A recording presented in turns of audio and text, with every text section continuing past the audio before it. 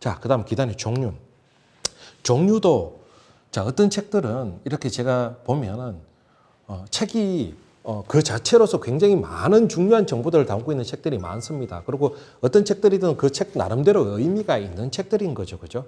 근데 목적 자체가 그냥 순수하게 정보만 취득하면 그는 되는 목적이라면 상관없지만 그런 책을 수험 교재로 봐야 된다면 상황이 다릅니다. 왜냐하면 어떤 거를 이렇게 수험 교재로 공부함에 있어서 정리를 해서 뭔가를 외워야 될 때는 체계가 잘 잡혀 있어야 되는데 예를 들어서 종류도 아무런 체계 없이 전체를 섞어버리면 그 자체를 항목을 외우는데 시간이 걸려버리는 거죠.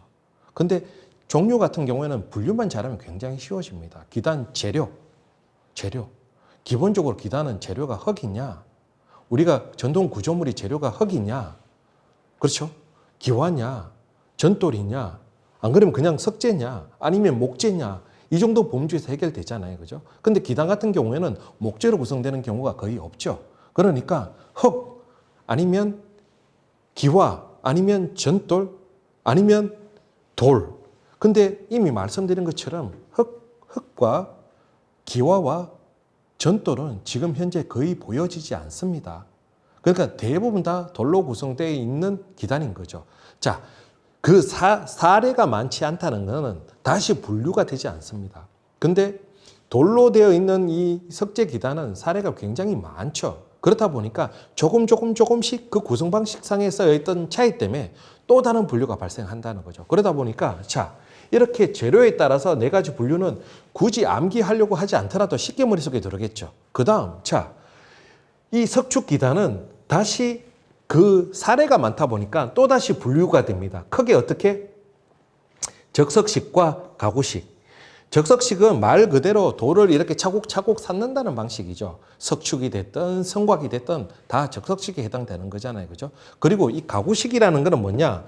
자, 석탑의 기단은 봤더니 마치 목구조물처럼 기둥도 있고, 그 다음에 기둥도 우주도 있고 평주도 있고, 그리고 그 사이에 벽체도 구성되는 그런 부재들이 어떤 그 목구조물처럼 이렇게 막 그 복잡한 결구 방식은 아니지만 턱몰림과 같은 이런 결구 방식으로 구성되어 있는 이런 모습들이 보여지죠. 그래서 단순히 돌을 이렇게 차곡차곡 쌓는 방식과는 구조적으로 다른 요소가 보여지기 때문에 그런 구조들을 가구식 기단이다 이렇게 이야기합니다. 그래서 크게 적석식이냐 가구식이냐 구분됩니다. 근데 가구식은 이 분야에서 조금만 공부하거나 또는 건축사 지식이 조금만 있더라도 알 수 있는 게 뭐냐 그러면 석탑을 제외하고 이런 건축물에서는 어느 시기까지밖에 보여지지도 않습니까? 고려시대까지. 그래서 현존하는 고려시대 건물의 사례가 많지도 않고 그럼 그 이전 시기로 올라가면 남북국 시대나 삼국시대 같은 경우는 현존하는 건물이 없죠. 그러면 남아있는 건 뭡니까? 사지, 건물지 이런 데에 남아있는 기단을 통해서 이런 구조물의 특징들을 유추할 수밖에 없는 거잖아요. 그죠?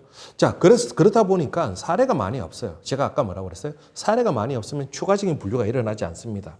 근데 이 적석식 기단은 다 지금 남아있는 대부분의 기단이 적석식 기단이죠. 그러니까 또 사례가 많이 남아있는 거죠. 그러다 보니까 또 분류가 발생합니다. 어떻게? 가공 방식에 따라서. 그죠? 가공된 돌이냐, 가공되지 않는 돌이냐. 그래서 가공되지 않는 돌을 자연석, 그리고 가공된 돌을 가공석 또는 돌이 길쭉길쭉하게 가공되기 때문에 장대석 이렇게 이야기되는 거죠. 그리고 삭기 방식에 따라서 자, 줄눈이 이렇게 돌과 돌을 쌓을 때 그 맞댄 면에서 형성되는 부분을 줄눈이라고 그렇게 이야기하죠. 그죠? 그 줄눈을 발원총으로, 자, 수직의 줄눈을 말하는 게 아니에요. 수평 줄눈을 말하는 거예요. 수평으로 발원청으로 샀느냐, 바르게 반듯 파탕에 줄눈을 맞춰가면서 사느냐, 아니면 전체적으로 이렇게 줄눈이 맞지 않게 샀느냐, 이런 방식을 허튼척이다. 그렇게 이야기해도 그죠? 이렇게 허튼적으로 샀느냐, 크게 구분되죠. 그러면 자연석으로 발원청, 허튼청, 가공석으로 발원청, 허튼청, 이렇게 네 가지 유형들이 다시 분류가 발생하는 겁니다. 그리고 마지막으로 단수. 이 개념도 아셔야 되죠. 그죠? 사실은 이 개념은 조금 이따가 제가 설명드리겠지만 조금 혼란스럽기도 합니다. 누군가가 이런 부분에 대한 체계적으로 정리를 해주거나 정리가 되어 있지 않는 부분들이 있어서 조금 그렇기는 한데요. 어쨌든, 자, 면석이 한 단인 경우, 외볼 때, 면석이 두 단인 경우, 두볼 때, 면석이 세 단인 경우, 세볼 때, 이렇게 단수에 따라서 외볼 때, 두볼 때, 세볼 때, 이렇게 이야기하고 약간 혼란스러운 지점은 뭐냐 그러면 지대석입니다. 지대석은 기능적으로 면석과 다른 역할을 합니다. 그래서 실질적으로 지대석은 면석과 구분됩니다. 그리고 지대석은 이 몸통 부분의 면석, 그러니까 몸통 부분과 재료도 구분되는 경우가 있습니다. 예를 들어서 전축기단이다. 전축기단의 면 부분은 전돌이지만 지대석은 석조라는 경우들이 많죠.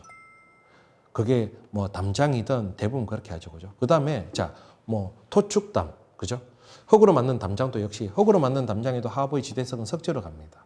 그러니까 지대석은 면석과 조금 구분되죠. 그럼 지대석은 보통 일반적으로 여기에 단수에 포함시키지 않는 것이 일반적으로 보여지는데 경우에 따라서 지대석이 굉장히 외부로 많이 노출되어 있어요. 그러니까 그런 경우에는 보고서 같은 거 보면 지대석까지 포함시켜서 단수에 같이 이야기되는 경우들도 보여지더라는 거죠. 그래서 이런 부분들에 대해서 정리가 좀 더 체계적으로 이루어졌으면 좀 좋겠다 싶은 생각이 듭니다. 그래서 그런 요소들은 이제 이런 부분들이 있구나 하는 정도만 여러분들이 이해하고 있으시면 좋겠고요. 자, 이런 분류를 제가 쭉 설명드렸어요.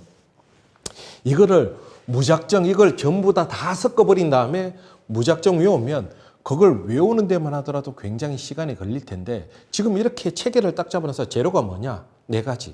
그 다음에 그 중에서 나머지 재료들은 사례가 많지 않으니까 추가적인 분류가 발생하지 않고 이 석조로 된 기단은 사례가 많다 보니까 추가적인 분류가 일어나는데 크게 분류했을 때 돌을 구성하는 방식상에서 돌을 이렇게 차곡차곡 쌓는 방식이냐 아니면 목구조물처럼 이렇게 구성하는 방식이냐 이렇게 분류가 되고 또 이미 말씀드린 것처럼 목구조 방식으로 구성하는 그 가구식 기단은 사례가 그렇게 많지 않기 때문에 추가적인 분류가 일어나지 않고 그 대신 이렇게 돌을 차곡차곡 쌓는 방식은 또 사례가 많죠. 그러다 보니까 가공 방식에 따라서 그 다음에 쌓는 방식에 따라서 그 다음에 단수에 따라서 또 추가적인 분류가 나타나면서 종류들이 전체적으로 이렇게 형성되더라.